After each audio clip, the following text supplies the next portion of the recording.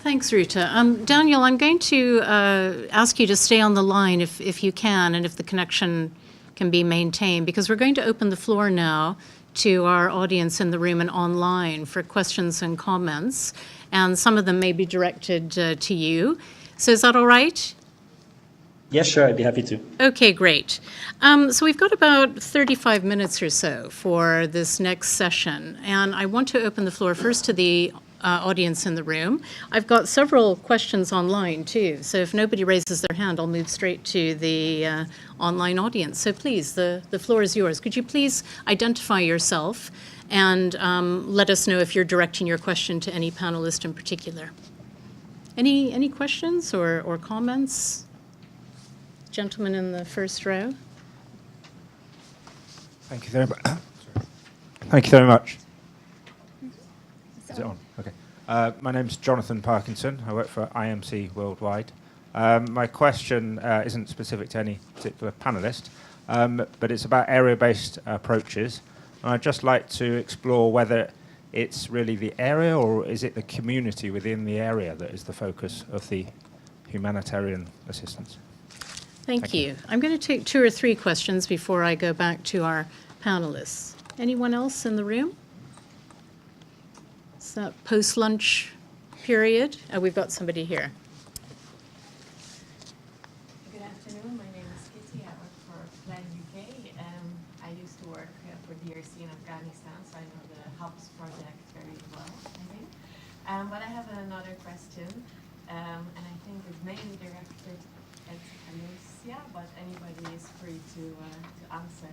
It's more, I think a general observation is that in general, but also here in this discussion, there's not talk about the political agenda, because I think in urban context specifically, you have a high risk of a political agenda which is being put into the humanitarian context and the response. So I was wondering if anybody would like to comment on that, about analysis being done on that, and also I think how to specifically address that from an implementation point of view. Okay, thanks very much. Anybody else? Front row here. We'll take one more in the back after that. Hi, this is Amelia from CARE. In terms of the Afghanistan project, at first I was like, okay, this is almost like an anti-area-based approach in terms of setting up a focus point where people can come to you for needs. And I'm wondering, just through your sort of monitoring and evaluation of the project so far, you notice that host communities have been very much one of the main group of beneficiaries. Has it inadvertently become quite geographically focused, or is it almost like a network rather than a network of people rather than a geographic focus of people that are using the services? Okay, thank you. And final question, Simon. Thank you very much. Thinking about Simon, could you introduce yourself? Oh, hi, I'm Simon Levine from HBG upstairs. Thinking about what's different about urban, the specificity, of urban response. I was interested in the 10 principles for working in urban environments, and I was interested to hear comments on which of those 10 principles you think are not relevant to working in rural or non-urban environments. Okay, thank you very much. What I think I'll do is I'll start with maybe Daniel, just to make sure we don't lose him, and I'll just move around the panelists. You don't have to answer every question, just answer those that are either directed to you or you feel you want to address. Daniel? Mm-hmm. Sure, thanks, Wendy. I'll start with the question about the types of people that are accessing the community centers here in Afghanistan. I'd say we have seen a shift over the last year in terms of the types of communities that are accessing the community centers, but it also varies from province to province, depending on where the community centers are located within those urban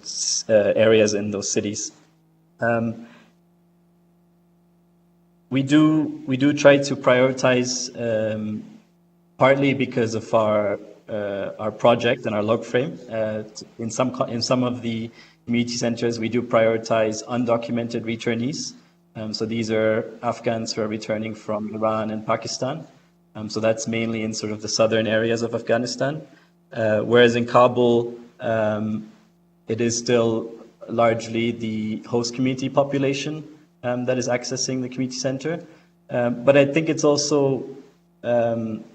very hard to say, that these people are host community, because they were also previously returnees or IDPs, maybe 2-3 years further back down the line.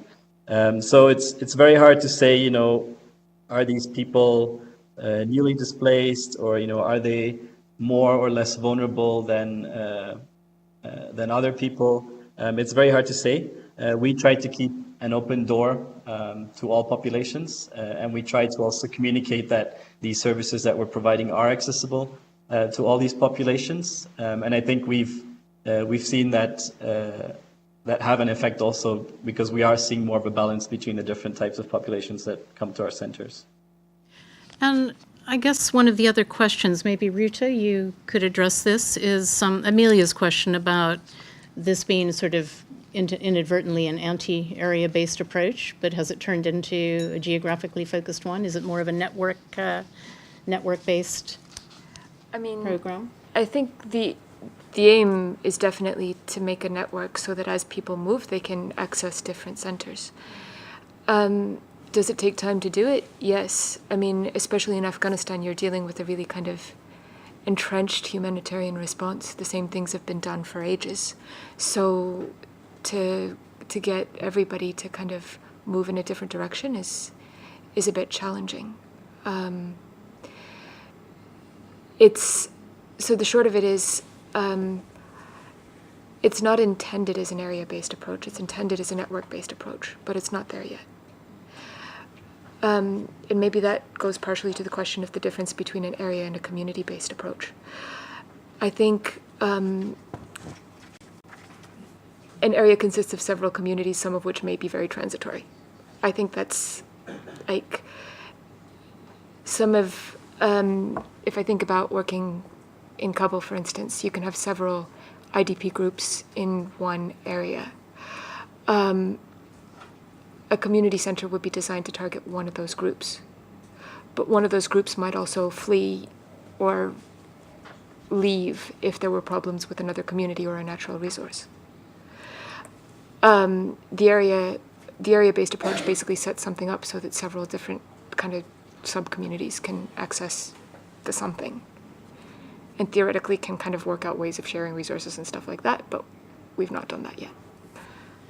I think, though, that in your centers, if I remember from the article, you did in the centers offer different packages of different services to different people based on your assessment of what the needs were. And those assessments were made by Afghan people who were working with you as well initially. So there's an element of that too, isn't there?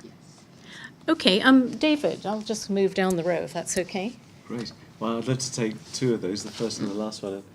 Simon, I was looking at this 10 principles, and I think they all apply equally to rural. I have absolutely no problem with that whatsoever as principles, because I think they're good practice principles about how aid agencies should work with people from a developmental perspective. And so Robert Chambers is right up there, the chief proponent of PRA, rural appraisal. So I have no problem with that. That doesn't mean I think that programming in urban areas is at all similar to rural, because I think they're principles, and I think how you enact those principles then is different. I long ago stopped trying to even think about the idea of comparing the two, because forget it, don't even bother. And of course, if you look at the work of Neil Brenner, or of other people from Harvard, there's no such thing as rural-urban difference. To have urban means there's something that's not urban. Actually, everything is that. So there's a whole world there to discuss that, where our fundamental understanding of what a city is different. One definition is you can talk about density, where most people aren't farmers. And what's the other one? Density, most people aren't farmers, then something else. Well, that definition works quite well to cruise ships. as much as it does to cities. And if you were in Nepal a couple of years ago, an awful lot of villages became cities. So there's a lot of thing about, and certainly I don't know what you think, but once you start to compare and contrast rural and urban, forget it. But I would say there's the principles, and how you then do it, I think, is different in many ways, because I don't think it's the same thing. I think it's different. Just on your point, yes. I think my understanding of area-based approaches is neighbourhood approaches, is community-based approaches, a way of seeing a group of people, which is not perfect, because taxi drivers are a community of practice, whatever it might be. There's just a spatial way of putting it. As I understand it, because it comes from a planning tradition which is physical. Alicia mentioned systems. We could talk about systems or complexity in the same kind of way, or morphology, or we could choose a different one. And it seems to be that a lot of people have chosen a planning-based one, and so we're running with that one. But yes, communities, neighbourhoods, people. I suppose one of the, I'm guessing, Simon, but maybe one of the underlying points of your question, or something that's certainly come up in one of the other articles in the Exchange, is, again, and Alyosha has also talked about this, the difficulty of that sort of specificity, or where it's appropriate to apply it or not, if at all.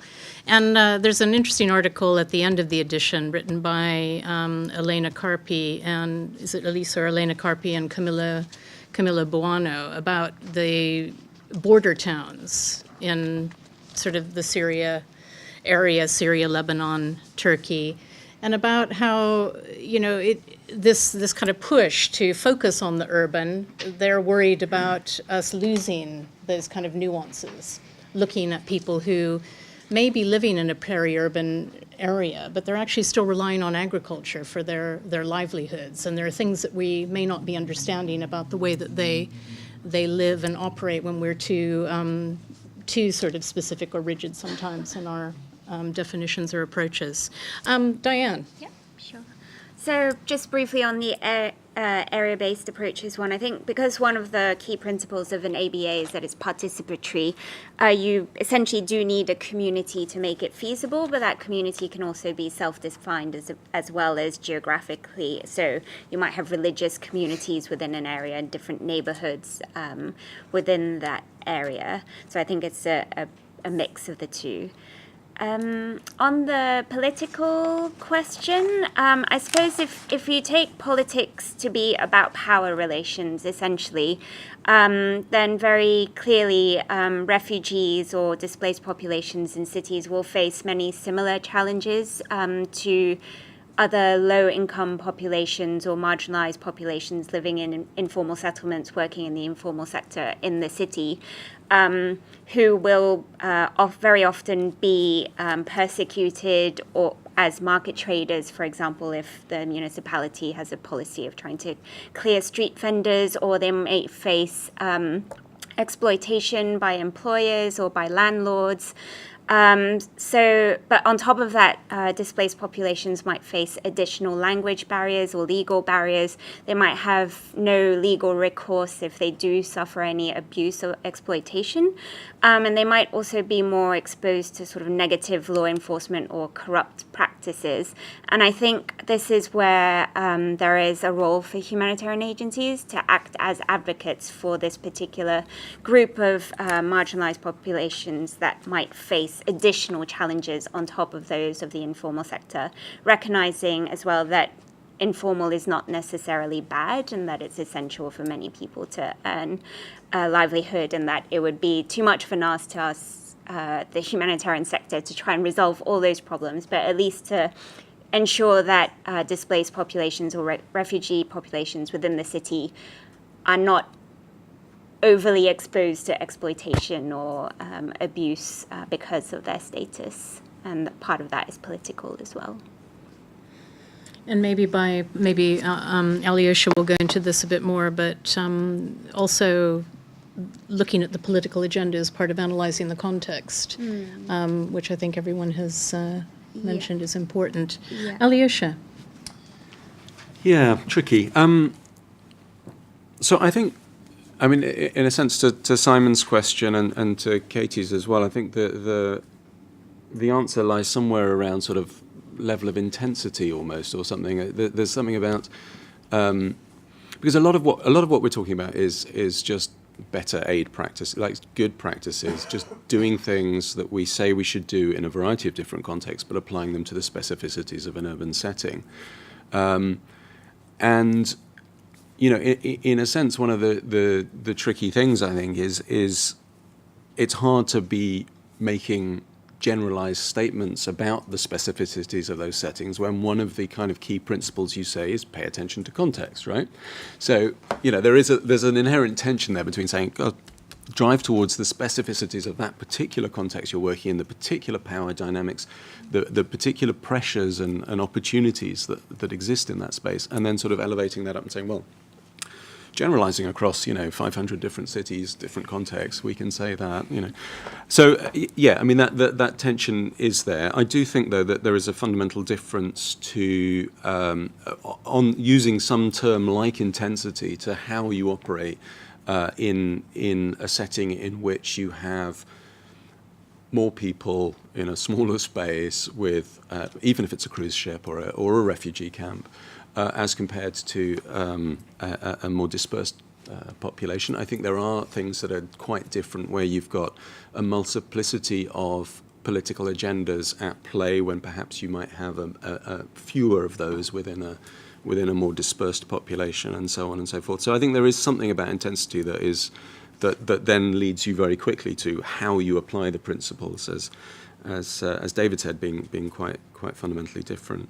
On this issue, though, of I mean, sort of just specifically on the political agenda, are you at high risk of being caught up in political agendas in urban settings? I mean, yes, you are, but you're also at high risk of that in rural settings. I mean, I can give you plenty of examples of we did programs on the Haut Plateau in South Kivu in the Democratic Republic of the Congo, and because we're intervening in an area where a particular ethnicity dominated, we then got into trouble with political authorities in a different place because we were seen as being partisan or somehow linked to that. So that was not that was not an urban intervention. We very much got caught up into a political agenda.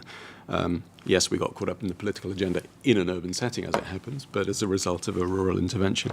So I think, there's greater risks because for a variety of reasons. And again, this isn't about there being more political. It isn't necessarily about it being a more politicized environment, but there are issues there around. I mean, there's greater visibility generally of what you do in an urban setting, right? You can't dodge your failings so easily. You can't sort of brush things under the carpet so easily. And I think and this is going back to the point I started with, a lot of what we do is, we're quite power blind in a lot of different contexts, blind about our own power in relation to that, our relative power in many settings. And I think a lot of times there's a clumsiness in the outsider's intervention, and that can come back and bite you very, very quickly in an urban setting. So I guess the sort of, again, to come back to that very common refrain, context is all important, and what that means is not just doing a one-off analysis. I mean, you'll see in the exchange we talk about a colleague of mine talks about one of the toolkits that we've developed and have used in a setting. But it's not really about just sort of having a snapshot and thinking, okay, I've done that, check that box. I now know what the political economy of the situation is. Great, I can now go ahead and do what I was going to do anyway. And get back to the joys of my log frame, but really it is about, and I also do like log frames under certain conditions and with a certain adaptive space built into them. But yeah, this idea that you don't just take the first impression as your guiding star. How often have you heard of or seen or yourself made the mistake of listening to that first story from the local context and just sort of sticking with that as it, first impressions do stick and shape what we do, and that's dangerous. And so it's really a reminder, I think, to be continuously engaged with the context in a way that teases out those underlying hidden political agendas that will be there, but are also there in rural contexts. Thanks very much. We've got about 15 minutes now, and I've got several questions from our online audience, so I'm going to go with some of those. So the first one is from Mathana Al-Salah. who says refugee camps are turning into small cities with the development of infrastructure in place. What should the roles of governments and NGOs be in these contexts? So I think getting at the point that some of these are sort of urban, essentially urban areas now. There's a question from Stephanie Lux, and she said, I'd like to hear more about gender in urban versus rural areas. Are there any openings which urban spaces can provide to women affected by crises? Or on the opposite, she said, are women disadvantaged given that community support structures are weaker and public services non-existent or severely affected? I'm not sure whether she means in urban spaces or not. And then Josh, who's from the Nottingham Refugee Forum, asks, given that the issues that refugees face in urban settings globally, access to social protection, access to work, legal access, shelter, accommodation, access to education, etc., would you say that there are more commonalities in their experience in urban centers in European contexts versus in Asia, Latin America, Africa? I don't know if that's clear. Then finally, our friend Annie Davenport, who many of us know, I would like to raise the issue of those potential negative elements in the community, such as gangs, traffickers, pimps, etc., and ask what strategies any of the panelists have used to work with or around them. So that's 4 pretty meaty questions. Daniel, are you still with us? No? Daniel, no. Okay. I don't know. Alyosha, would you like to comment on any of those? Start at the other end of the table this time. Yeah. No, I was going to also try and pretend I wasn't here, but I guess that's not going to work so well. If you need me to repeat any of the questions, I can do that. So on the challenges refugees face globally or people fleeing from... Yes, the refugees turning into small cities, and what's the role of government? No, actually, I'm sorry. I meant the third question about sorry, commonalities in yes, sort of experience of displacement. It seemed to be turning around that. I mean, I think it's sort of yes, but, isn't it? There is a commonality in the sense that, as several panelists have referred to, oftentimes, by and large, almost always, people fleeing from conflict or disaster are not going into the most well-resourced parts of a city, and are generally finding accommodation where there was already, where there are already strains on existing infrastructure, or where there is excess space or capacity because there's because these are poorer, rundown areas. That said, I mean, there's huge differences between being a refugee in the urban Nairobi versus refugee in urban Frankfurt. I mean, So to the extent that you're able to then bring to bear expertise around integration or access to basic services or whatever it happens to be, there are certain commonalities, but it's stretching the point pretty far, I think, to generalise beyond that. On the refugee camps to small cities and the role of governments and NGOs, I mean, I think that's an interesting one because part of the problem that we face in camp-based settings is mindsets not evolving with the actual setting itself, and so there's this kind of 12-month revolving door of funding and projects which generally start off better resourced and get worse and worse resourced over time. That sort of mantra of do more with less is one that's very common in a refugee camp setting, particularly ones that have existed over several decades. And I think that is very much an open question. This, though, gets us very back to the political agendas issue, right? I mean, it's often the case that with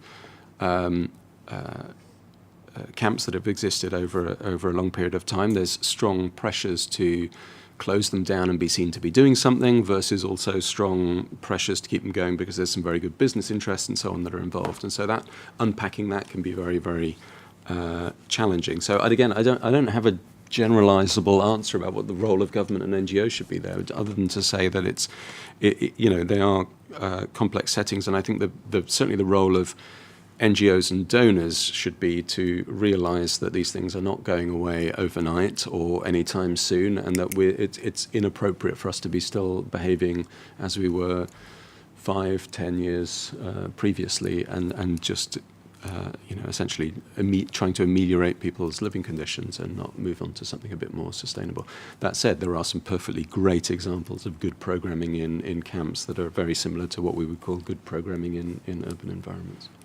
So let me stop there. Thank you. Diane? Yep. I might pick up on the gender question. I think the questioner said something about urban settings, women have fewer networks. Or... Yeah, are there any openings which urban spaces can provide to women affected by crises? Or on the opposite, are women disadvantaged, given that community support structures are weaker and public services non-existent or severely affected? So I might argue that actually in urban settings there might be stronger community networks amongst women, for example, savings groups or women's groups around women who have home-based work. But despite that, or putting that aside, I think a lot of women do rely on home-based enterprises to earn a livelihood because it offers more flexibility in terms of aligning with their additional caring duties or domestic duties. And if we're talking about a disaster or displacement, they might lose the place in which they work,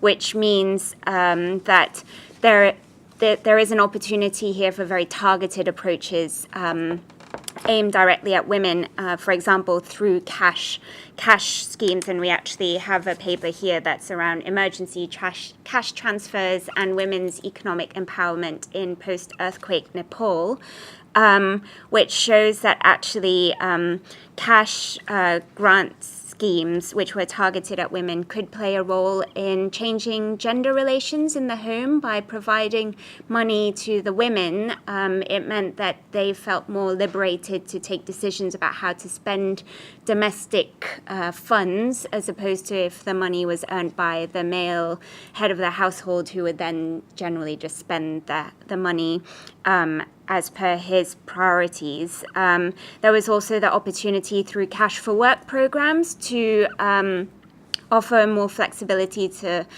meet women's specific scheduling needs. So, for example, if they needed to be at home at certain times of day to provide meals, they could still work on these Cash for Work programs, which I think Oxfam was leading in terms of post-earthquake reconstruction and clearing of debris. So there are opportunities, but I guess this would apply in rural settings as well, but to tailor programs specifically to meet the needs of women, as it were. And I also read a paper recently that was quite interesting that said women are not necessarily the most vulnerable when we're talking about displaced populations, and that looking at Syrian refugees, women were actually a lot more adaptable in terms of finding alternative income sources, and young men were more likely to feel sort of lost or struggling to find something to do with their time. And so it's, but definitely we do also need to consider the gender relations, and depends on the context again. Context is everything. Yeah, gangs is a more tricky one. Again, I think if we're talking about area-based approaches, in Haiti, there was some research that showed that the gangs had to be integrated into the programming because they were essentially gatekeepers, or if you didn't involve them in the programs, then there was a potential for conflict to erupt. But I won't say too much on that because it's not my area. Okay, thanks, Diane. David? Golly. I don't know what to say, actually. I want to speak to Annie, of course, because a lot of us know Annie Davenport. And I think you said it. I mean, I'm sort of verging on saying the utterly bland and obvious, where, of course, it's negotiating with power structures. And if you ignore power structures and governance that exists, that's at your own peril, literally, personally. And so there's an issue of do no harm to yourself as much to anybody. I'm sorry to say I can't add any more than that, but I know others in this room would actually know quite a bit about that and experienced it, especially from Haiti and elsewhere. Just picking up on the camps as cities, I work in a design school, an architecture school, and the number of people I meet who say camps are cities, therefore why don't we build big buildings and do stuff, utterly misses the point. Because, of course, fundamentally a host country may bear you being there, and there are plenty of amazing examples of countries who do that, of course, around the world, but fundamentally, please go home is the policy for not wrong reasons. That said, of course, and as we know, camps can last for decades. Palestinian camps in Amman and Jordan, it looks like part of the city. I mean, it's hard on one level to tell the difference. But there is the fundamental political governance issue around the difference between camps and cities. And it comes to how you see the city. Is it a part of the systems, or is it where you make money, do these other things? So on one metric, yes, but on another, it's not. And there is a fundamental difference. At the end of the day, camps are almost certainly temporary, and temporary might mean decades, of course. But that is different, and that's a different way of seeing things. Thank you. Ruta? I think I'm going to try to connect the camps, cities, and European refugee response questions by basically saying that I think that one of the things that we as NGOs and the international community need to do better is to find out what people are already doing and how we can enhance it. And we have a bit of a tendency to do the reverse. We have a bit of a tendency to study things from A to Z, to say, okay, we have this result, this outcome, this perfect model. We apply it to everything in the world. But often the people we're trying to work with are already doing things, and often it's the most effective thing there is. And if we can help them to scale up what's already there in the different contexts, if we can re-envision our role, then maybe we'll do a better job. And that leads me very nicely to my last question before we have to close this. And I think you've already provided your answer, Ruta, which is really for the other panelists. What's the one key suggestion you would offer to help humanitarian agencies engage more effectively in humanitarian response in urban areas? Let's see. I think I'll pick Diane as my first victim. So I suppose it's a case of recognizing that humanitarian crises will amplify and also be amplified by existing deficits in the city in question or the town in question. So there's definitely a need to understand the existing complexities on the ground. But the thing that can be offered by humanitarian interventions is a forward-looking approach that can address longer-term needs whilst addressing also the immediate needs as well. So addressing immediate needs and avert future crises through the intervention, if possible, by linking with what's already happening. Mm-hmm. David? Yes. Furiously scribbling? Yes. Yeah. There are 2 semicolons in this. And of course, the first one is to listen, and that's the perennial. If you look at any of Mary Anderson's stuff, it's always about listening, and that goes on to assessments and all that stuff. But actually, it's listen. And related to that is deciding what we won't do. An assumption you can fix it is no longer an issue. It probably never was in the first place. But what you won't do is at least as much of the conversation. And as part of that is what do you invest precious funds, which are short-lived, for long-term impact. Thank you. And last but not least, Alyosha. That's the bar a bit.